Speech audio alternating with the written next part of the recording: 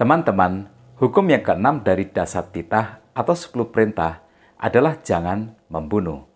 Ini yang menjadi saat teduh kita pada edisi 45 ini, Kitab Keluaran pasal 20 ayat 13.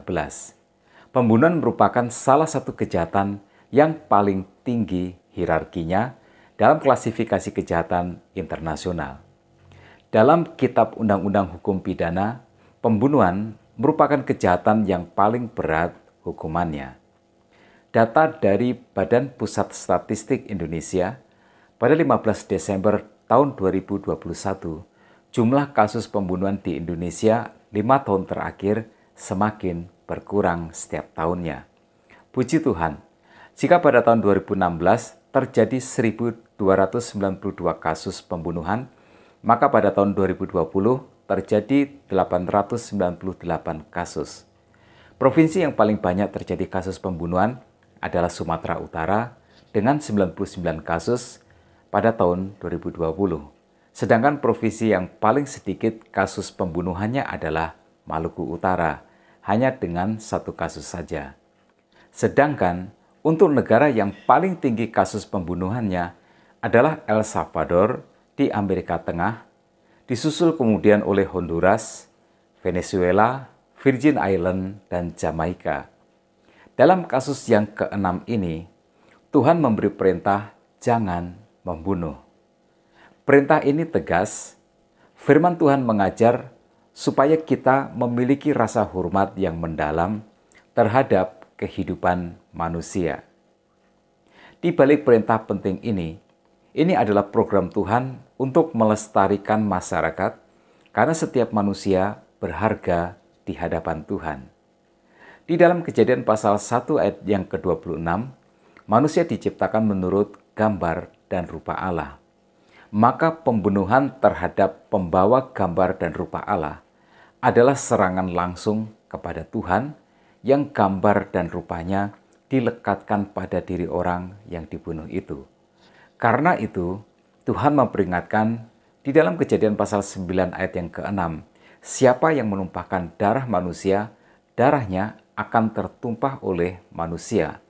Sebab Allah membuat manusia itu menurut gambarnya sendiri. Jadi, kehidupan manusia sejatinya adalah anugerah Tuhan, hadiah Tuhan.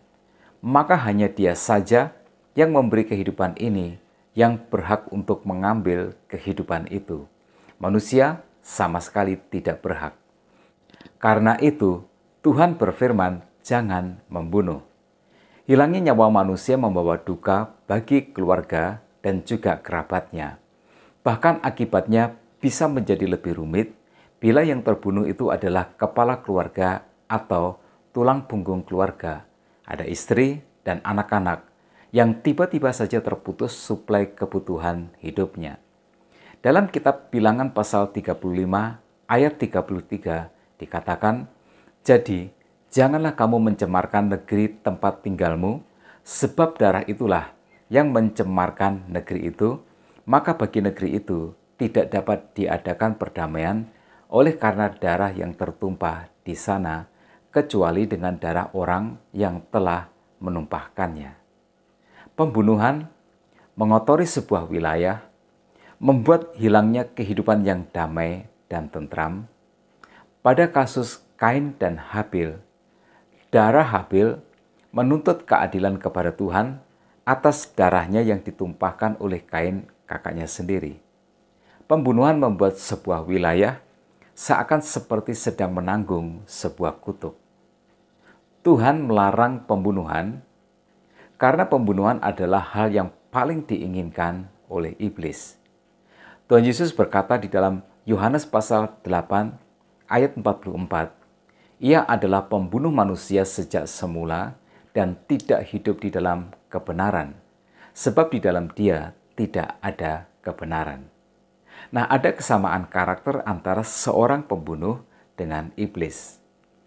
Pembunuhan dilarang Tuhan karena memiliki konsekuensi yang tidak ringan. Konsekuensi yang pertama adalah rasa bersalah yang tidak akan pernah hilang sepanjang hidup orang yang melakukan pembunuhan.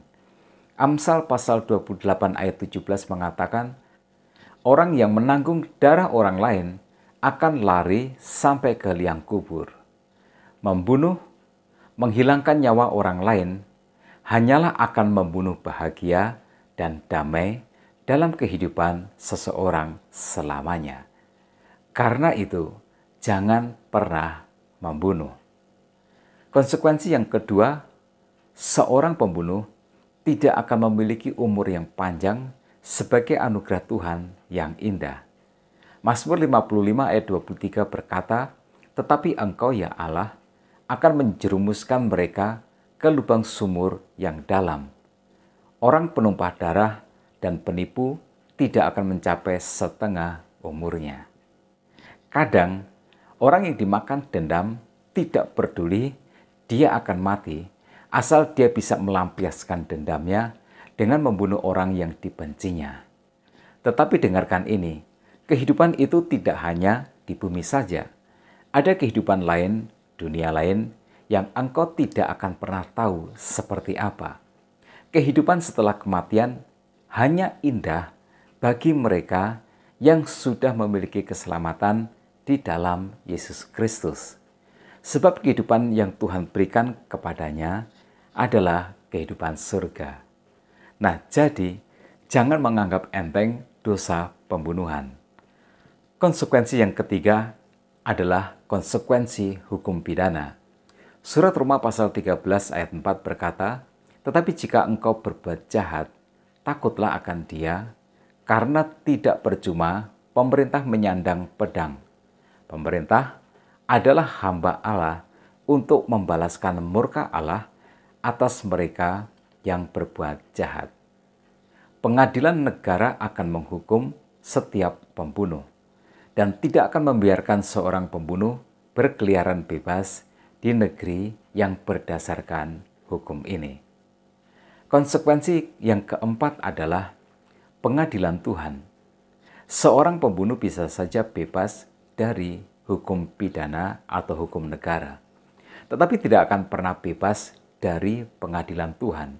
Kitab Wahyu pasal 21 ayat yang ke-8 memperingatkan, "Tetapi orang-orang penakut, orang-orang yang tidak percaya, orang-orang keji, orang-orang pembunuh, orang-orang sundal, tukang-tukang sihir, penyembah-penyembah berhala, dan semua pendusta, mereka akan mendapat bagian mereka di dalam lautan yang menyala-nyala oleh api dan belerang." Inilah kematian yang kedua. Dosa pembunuhan akan berakhir dengan tragis di akhirat nanti. Api neraka akan menyiksanya selama-lamanya. Nah, teman-teman, saat teduh ini tidak membahas semua tentang masalah pembunuhan, tetapi menyampaikan pesan utamanya saja, yaitu jangan membunuh. Jangan pernah punya pikiran yang jahat, hati yang jahat untuk menghilangkan nyawa seseorang apapun alasannya. Hargai nyawa, hargai sesama sebagai makhluk yang diciptakan Tuhan dengan gambar dan rupa Allah. Nah, tetap semangat dalam kehidupan. Tuhan Yesus memberkati kita semua.